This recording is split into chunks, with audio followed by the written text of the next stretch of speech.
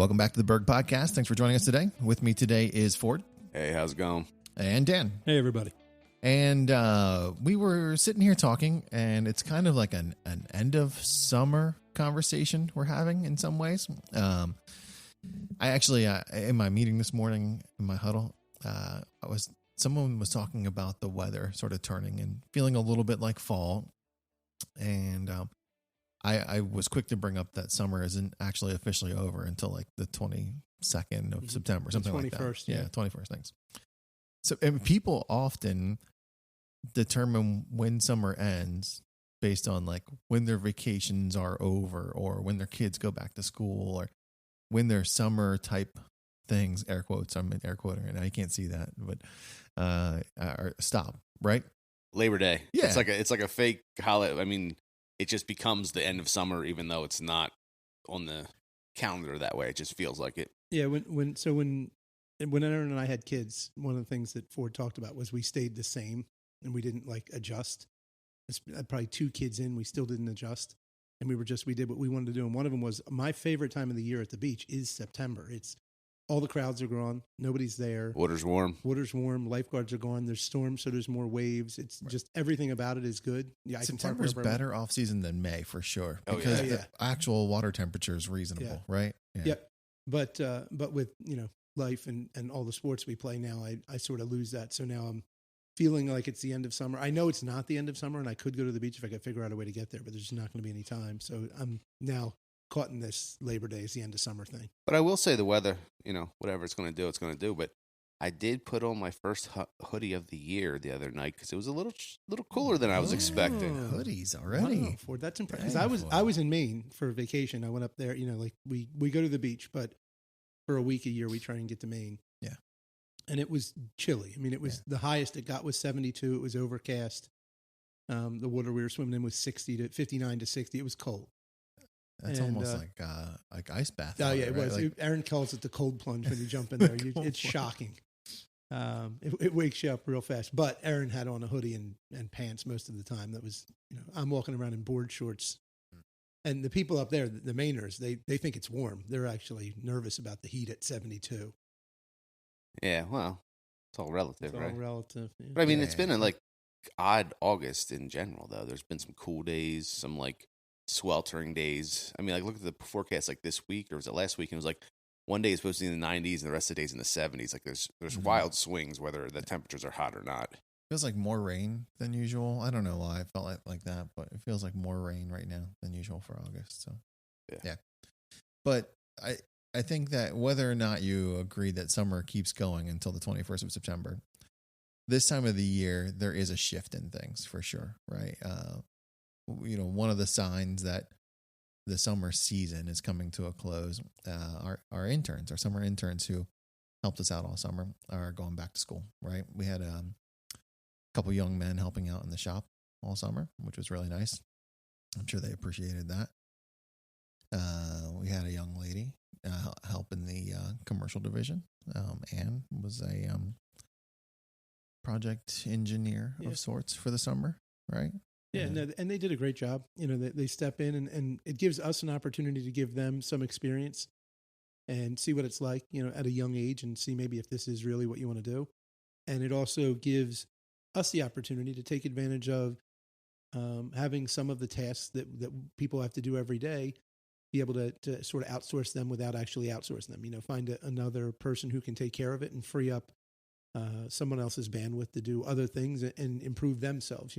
I think one of the people that benefited internally was Dylan Clemis, because some of the things that Dylan would do for Scott or for Dylan Reese or Brad, Ann was able to do, and that freed up Dylan to do a few things. He was helping me a little bit more than he normally would with a couple projects, doing things that might have been outside of his comfort zone, but he's able to expand his experience doing that, and I think that's important. Sometimes the only thing we see is that the interns what the benefit is for them, and we lose sight of how much benefit they actually provide to us. Oh yeah, definitely mutually beneficial for sure. And it's funny. I always have said it would be good for us to get 5 or 6 interns or high school kids working over the summer every year, and sometimes the busyness of our summer season makes it difficult to say, like, what do we do with these people, right? How do we get them the right experience? How do we provide valuable experiences for them and for us? But it's definitely something that has worked well for us in the past, and we've gotten some, like, Dylan Clemens being a great example, came out of sort of that summer internship program and has joined us full time, and yeah, it's good. It's a nice little dating period, if you want to call it that, because both sides get to see what the other person can do, and it's also not like a long-term commitment. So, we had another young guy a couple years ago, and he realized that this wasn't something. There's actually been a couple of them, which is actually good, because they realize that this isn't what they want to do, or maybe the job isn't, or maybe we're not the company for them. But it's a nice ability for both sides to kind of see what the other side's doing, and if it does work, it seems to work out really well. And if it doesn't, it's not a long-term thing. So, at the end of the summer, they go back to doing something else, and we move on. Yeah, for sure. My dad always says that he knows summer's ending when football season starts. So preseason football for him is kind of like a downer. He's not a big football guy, but he's always like, preseason football means that football season's coming, which means summer's over. Yeah, I'm normally like an optimist, I think. A lot of things, like I'll look at the positive side of it and look for a way to get to the end that we're trying to get to. But like personally, my birthday always bothered me. So my birthday is almost dead center in the summer, middle of July. And my birthday bugged me because I knew the summer was half over. Like in a really like class is half empty sort of thing, going back to when I was a kid. It meant I had to go back to school, which told you how much I enjoyed school, that by mid-July, I was already like, oh no, it's coming, and I can't avoid it. Yeah. But it's one of those things. People mark the time by the events, and I'm sure, Brian, for you, that sports would do it. For me now, with the girls, it's starting to be, they're already right. They do 24/7, 365, don't they? Yeah, well, they go year round. So you can't even keep they track of that. Jerseys. Once they put their real jerseys back on from their summer jerseys, then I knew, oh boy, now we're in trouble. But so it's one of those things. But what I was able to do, I was talking about maintenance. I was able to get away, and I almost talked about it on the safety call on Monday, and I mentioned that to you guys. But I decided I covered another point. But it's one of those things, you wouldn't think vacation would be safety. But I think it's a little bit related, because I think that, we work a lot of hours, all of us, whether it be in the office or in the field or in the shop, doesn't matter. You work a lot of hours and you're very committed, and it's important work that you do, that each of us is either doing the actual work or facilitating things that allow the people to do the work. And I think we all take it pretty seriously, and we do the best we can. And when you're able to take a vacation, we're not talking, pinning a Monday and a Friday and you get away for 2 days. And we've talked about that. It's not really a vacation. By the time you unplug, you're plugged right back in again. Mm-hmm. But when you actually go away, and I was gone for a week, you unplug naturally. Like I felt better coming back, even though things were stressful and I knew I was going to come back into stress. And, you have all those pieces. It still lets you just get away and just be a person and not working for that window. And I do think it's important for each of us. Ford's taken some time, you took some time, I took some time. And I just wanted to bring it up to the guys as I came back on that call to say, you need to do this for yourself. Like, it's important that we work, but we have guys that we know are going to carry vacation, and at the end of the year, it's going to be a discussion, and then they end up burning days just to take them. And I really I'd feel better if they took the days in a way that was meaningful to them, whatever that is, whether it be built around hunting or holidays or vacations or whatever, whatever staycations, whatever it is, what I mean? Honey to-do list. Yeah. Well, that's why you go to work. So you don't have to do that one. That's why you go to work. I think you got it wrong. Not a honey to-do list. That's not a vacation. Yeah, no, I totally agree. We're those people. Our summer is busy. At least it has been historically.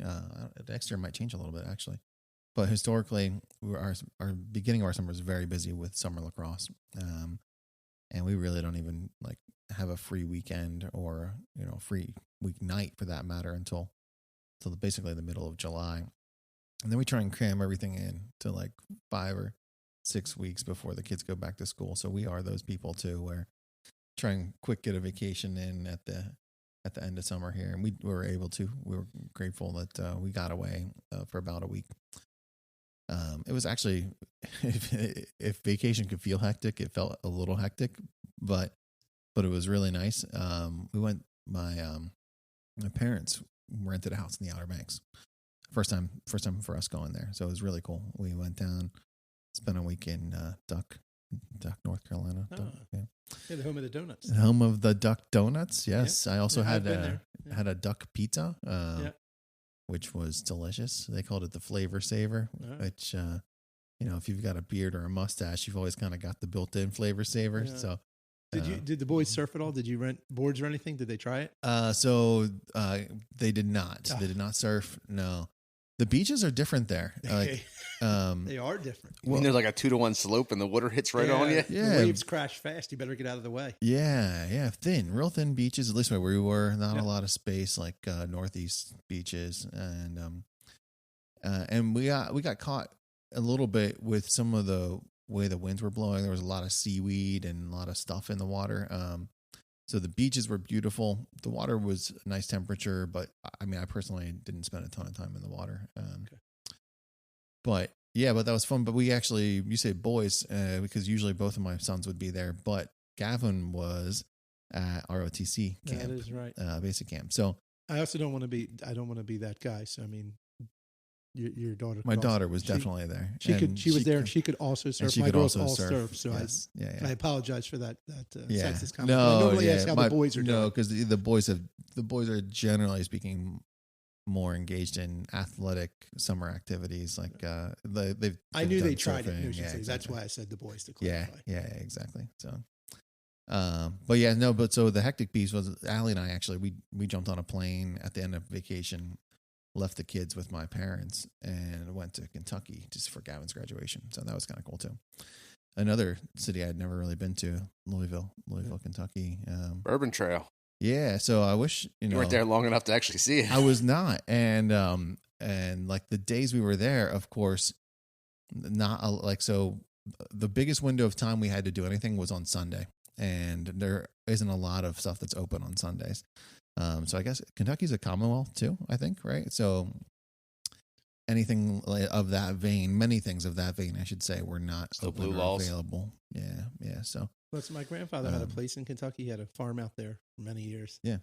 And I remember being there that you must not have been able to either drink in a bar or buy something. There was some reason that he lived close enough that they would drive to Tennessee, that when we were there, you would drive just south and get into Tennessee. But I was a kid. I don't remember why you were doing it. Yeah. I feel like it's like Ocean City, a dry town, but I know that's not the reason. There has to be something else. So I don't know what it was, but I know they would cross the border into Tennessee. Yeah. So yeah, we were also hectic. Erin has done this all summer. She's trying to like cram everything in she can. Yeah. I think partly because of soccer, which I'm saying here on the podcast, I have committed. I am not doing summer soccer next year. No. Okay. We're gonna. All right. What's our bet? What's our over-under here? That's why I'm saying it, because I've told everybody that I run into that asked me about it, in the soccer community. I said the same thing. I'm not doing it. I didn't. The girls didn't try out for the union thing again. I'm not doing it. Like I can't play soccer 12 months a year. It's just crazy. What I will do though is if some of the people who want the girls to play will just let them show up and play, I may do that, but I'm not committing to anything. So that's that's me walking back the line. And they're not going to play it on a team down at the beach. I guess. Okay, that's okay. Well, they got to practice with somebody. So one of our friends whose kids some fine print I'm seeing here. Yeah, the fine print. One of our friends at the beach whose kids play also a lot of soccer. They have a couple girls and a boy. And they coach in Jersey. One coaches, the dad coaches at Haddonfield. I'm not sure where the mom coaches. And I said to her, I was like, you could run your own. I was trying to build like my own camp that the girls could just attend a camp 2 or 3 days a week in Ocean City with a coach and a couple of their friends to avoid that need. It is a trap though. Ford's not into it yet with the sports. You're on the back side of it, but yeah, a little bit. You don't want your kid to feel left out, so you want to, everybody else is playing, my kid's got to play, but then all of a sudden I don't even know how many games we played this summer, but they played 4 summer tournaments, and then the 2 summer and the beginning of year tournaments are going to play the second one this weekend. So, it's 9 weeks and we've played 6 tournaments. Like that's virtually every other weekend I play a tournament, both days with 3 kids. It's too much. It's a lot. So people, the people listening there, if you have young kids, JD, who has kids starting to play soccer, just watch it, because you get stuck in this trap and all of a sudden You find yourself playing going to 12 soccer games every other weekend. Right. Yeah. Yeah. And the organizations are convincing, right? Because it's like, oh, well, if you want to be better, you have to do this thing. And you want to play for the, high school varsity, you got to play club and you got, Well, we were in Maine and we got an email and I wasn't checking my email, but like I would check every couple of days just to make sure there wasn't something I had to respond to. And Charlotte's team had sent us an email saying that the head of FC Delco Downingtown had run one of their practices and gave them homework to do with these practices. And we had one ball with us. And the girls are trying to do what he wanted them, what Mara's trying to work with Charlotte to do, what they want to do on the side of a mountain, because that's where we are. There's like, a 6x6 flat area outside with wood chips and sticks, and they're trying to like pass the ball. And it's one of our good soccer balls. They did it, but it wasn't overly productive. Yeah. And when the two of them play, it's never productive because it turns into a death match. Yeah. So, but Ford did go away. You were in Florida. Did you go to Florida? No. Nothing fun this year. Nothing fun this year? No, not right now. That was earlier in the year. That was way back in the wintertime. In the winter. Yeah. No, we were just down in Maryland for a couple of days, but nothing too interesting. No, that's actually what you're talking to. The funny part is that we always have this conversation about this time of year, how like this lull in our business too, right? Where like people are using up vacation time, things are happening, you can't get a hold of customers. And this is when it turns up a notch because everybody's now trying to beat the winter. Like we have the next 3 months to like, come out of the winter, everybody's in a hustle. In the middle of summer kind of has this little lull and then it picks back up. And I know that's, got a couple new projects starting and things like that where they want to get a certain amount of work done before the weather changes again to the next tier. It's like we're starting to see, we're already starting to see, now's the window where we start to see jobs that are going to open in November, December, right? Like we already know what's going right now and we have things that are bid and things that are coming online. And then you start to worry because then you start to look at the early forecasts that are coming out and you knew they were going to go doom and gloom with this winter forecast, right? Like you knew it was going to be just the worst winter ever just because there's been no winter. Can I get a diatribe about those geniuses? Last week, it was Wednesday, and we were going to go for the weekend down to Maryland. Mm. On Friday, all day rain Saturday, all day rain Sunday, right? So we're like, do we really want to go? Because being outside is kind of the point of it. It's beautiful Saturday and Sunday. Saturday and Sunday, we're like 85 and sunny both days. I came back from Maine and went to the beach. Yeah. I didn't check any forecast. I mean, the almanac's saying it. The WeatherWorks people are saying it. You know what? Wake up in the morning and look out your window. That's the best forecast you're ever going to get. That's all you get. Yeah. I'll give you the winter forecast right now. You ready? It's going to be winter. Yeah. And that could mean it could be 60 or it could be, 10. It might snow. It might rain. It might be dry. It's colder. It's colder than it is right now. I can guarantee you that. It will be generally that. colder and drier than it is right now. We don't wear bow ties or no, I'm not going to wear a bow tie. Like, we can give you a real quick thing. Yeah. Talk about we talked about like we could have been plumbers and electricians. It would have been a little bit easier, but a weatherman, that's a dream job. I don't even know. I mean, an engineer, you got to be right. What about 50% of the time, maybe on paper? Wow. Right, but that's being generous. But a weatherman. Okay. How about a weatherman? I don't think you have to be right at all. Well, we get certain weather reports. Yeah. And literally, they'll send out updates and correct themselves 3 hours after they sent the last one out. Yeah. And it's like, and they don't even mention that this is not an just a new report. It's like, I understand this stuff happening up in way above us in the atmosphere, but like, I'm not, just try not to be too exact. Maybe that's easier. That's probably it, right? I think like our human nature is to like want precision, right? Like, I want to know the minute it's going to start raining. So 10:42, it will rain. It'll be like 1/2 of an inch. I've got to mow my lawn or something like that, and I want to know, like, can I get it done before it starts raining, or how heavy will it rain before I'm done? And I think our human nature is like to demand that exact, science. We want it to be specific. We want it to be totally predictable, and that is just not what weather is. Wow.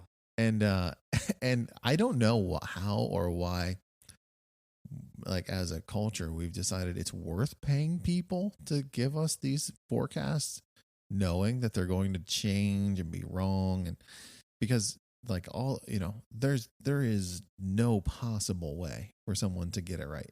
It's like the favorite pizza place in a town. I mean, how many of those TV channels say they have the most accurate forecast coming up at 10 p.m.? Yeah, right. Well, and there's Accuracy based on what? And there's only one of those, like in Southeast, in the Southeast PA area. I could be wrong, and someone, hey, reach out and tell me if I'm wrong. Sure. But outside of what Conchie and Manayunk is that The dome. the dome ball thing Right, on that yeah, tower. I think yeah. they all use the same one. Like Right. it's how can it be the most accurate? You're all using the same. It's all Are the you same, you're just flatly saying the other people are bad. right. They just don't know how to read the map. They just don't know how to read the map Right, appropriately. the- You right, know what it like- reminds me of is, and I don't remember what this is in science, but one of the things they teach you is like if you only have data to 3 decimal points, when you do the math of that, you can't end up with 4 decimal points. Like the most you could have is 3 because you didn't know the 4th, right? So like even though the math might generate 0.457892 whatever, the last numbers you can't use them because you can only be correct to the point at which you knew the original data. You can't get more specific. Mhm. And I feel like that's sort of what it is like we want them to be more specific. Like if they would just say there's a low front coming through the end of this week which will alter our weather, like that's probably accurate. That's probably accurate. What's going to happen? I don't exactly Yeah. know. Where's it going to happen? I don't know. When? I don't know. Right, like there's a hurricane traveling up the coast, which will likely generate rain at some point. I got a, So, I thought of just a quick like off topic funny story. I don't know why it just came into my head, but it ties in things that I think are funny mhm.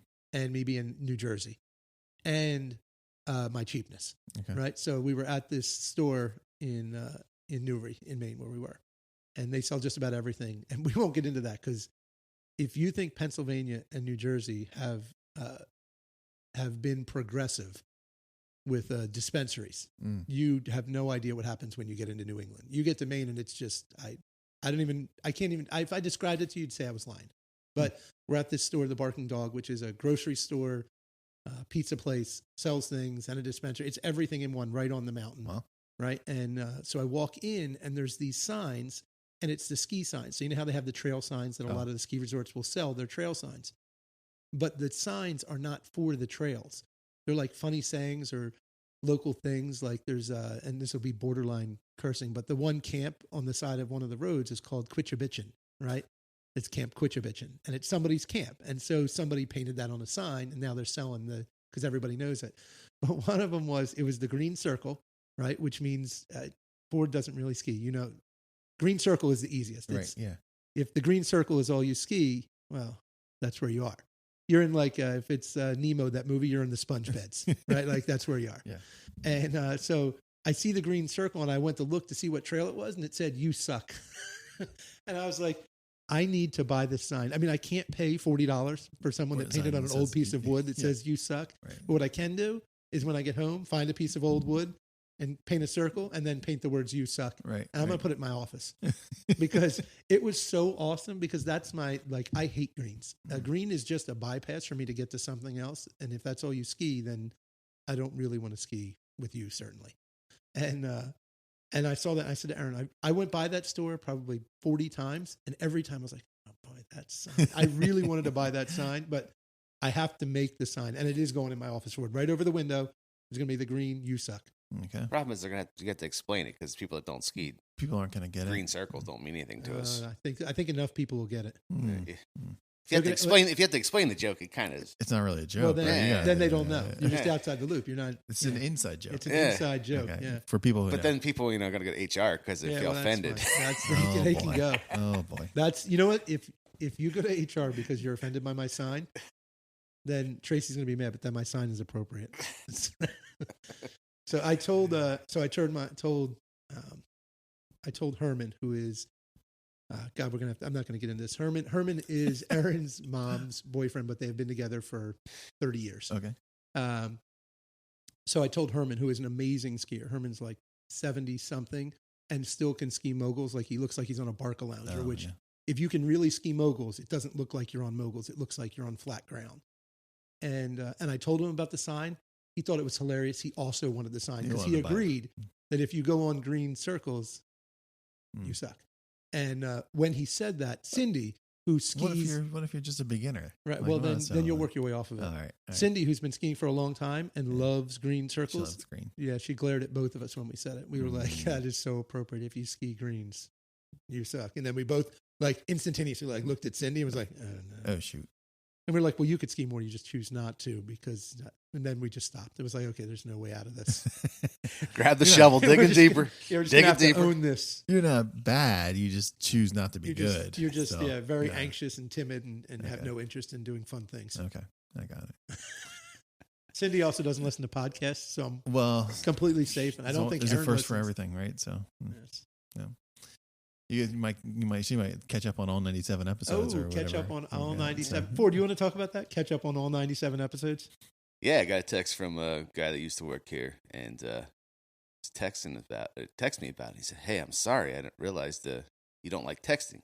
So I figured we had to do a little clarification. I don't yeah. mind texting. I think what I said is I don't want paragraphs in the text. Okay. I don't read those. Sentences, fine, but when someone sends me a whole screen full, nah, that's not a text. That's a phone call. Yeah. So I figured I had to clarify that for people. You know what's funny? So Aiden and I were having this conversation not that long ago about texting.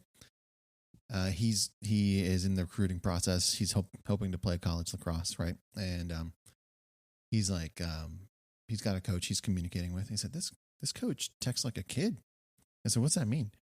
He's like, "He texts like one sentence at a time." And I was like, "Well, don't you make sentences when you text?" He's like, "No, like he'll make a sentence and hit send, and then make a sentence and hit send and make a sentence and hit send." So multiple bubbles. Yeah, like it's not. He doesn't like type out like 4 sentences. He sends 4 texts. And I was like, "Oh, is that a kid thing?" He's like, "Yeah." I was like, "You don't really do that." And he's like, "Well, no, but that's how kids text." And I was like, "Oh, He's not a kid. all right, well, He's like a he's an old soul, professional texter, right? He's an yeah. old soul." I mean, I figured since someone else was telling stories here, the other night we were talking, and if you're an Apple or iMessage person, Mm. what is the worst thing that happens when you enter in someone's number to a group text It turns green. and it turns green? Yeah. Because then you don't know if the text messages are going to go out. You don't know if the Well, especially attachments in are going to work. in group chats. Yes. Oh man. See, I don't have an iPhone, so I don't know. Now this is like the You're the green green. circle. You're the causing of the That's- green. I You're- figured, yeah. That's- we had Mars coach. They coached her whole life in soccer until now.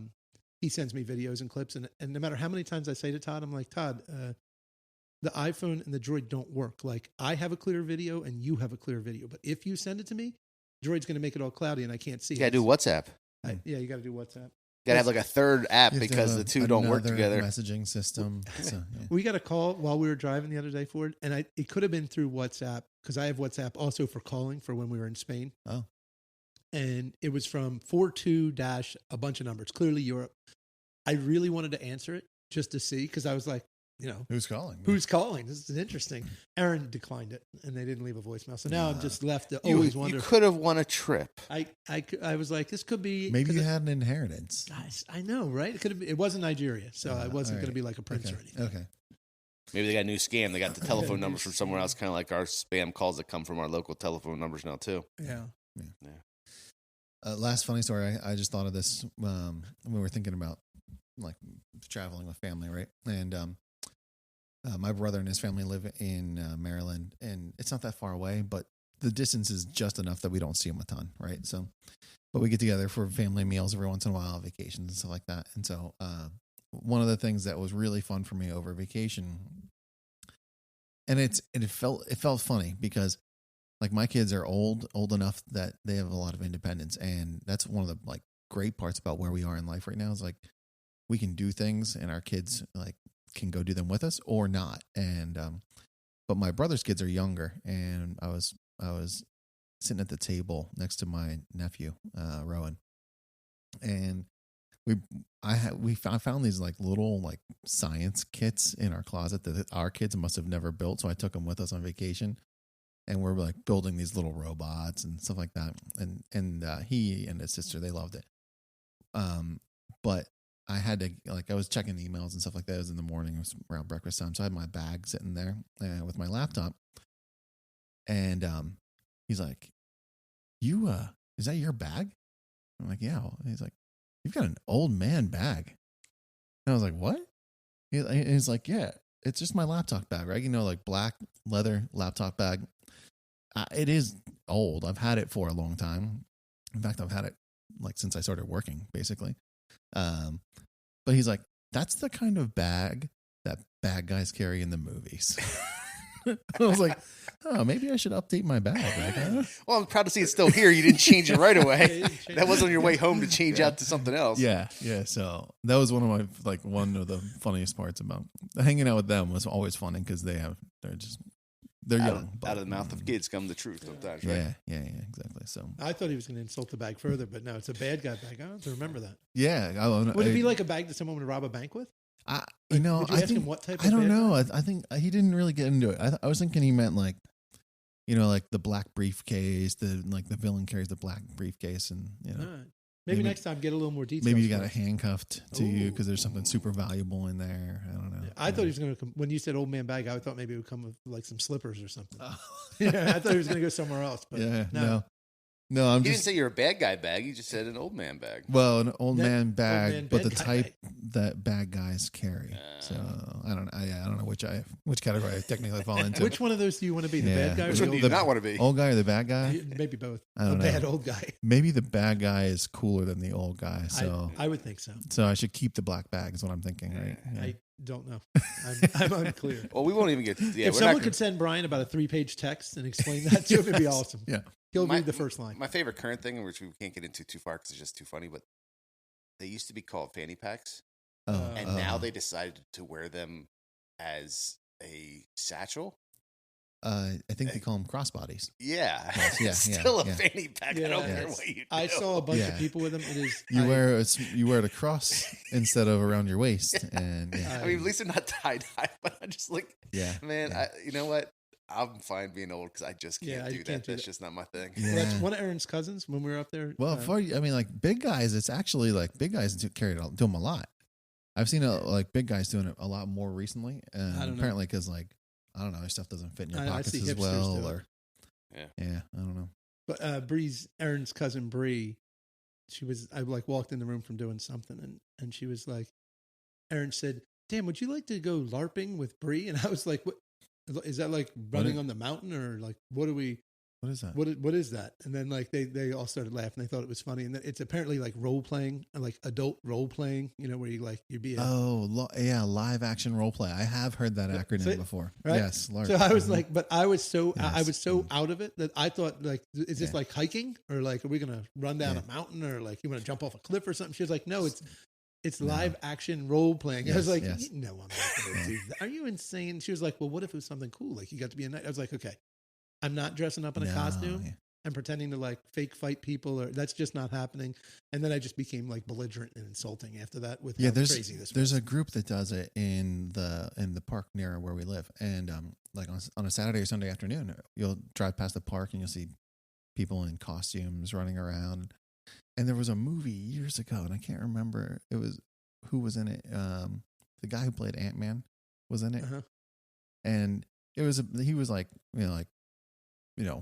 being like a mentor to a kid who was being bullied or something like that. But this kid was into that stuff, and I was like, "Oh, that's that thing that they did in the movie." And my kids are like, "Yeah, that's LARPing." And I was like, and I that was a couple years ago, so I had totally Yeah, you totally forgot. forgotten what that meant. Yeah, Ford, would you be interested in LARPing? LARP. Yeah, No, Ford says LARP, no. so.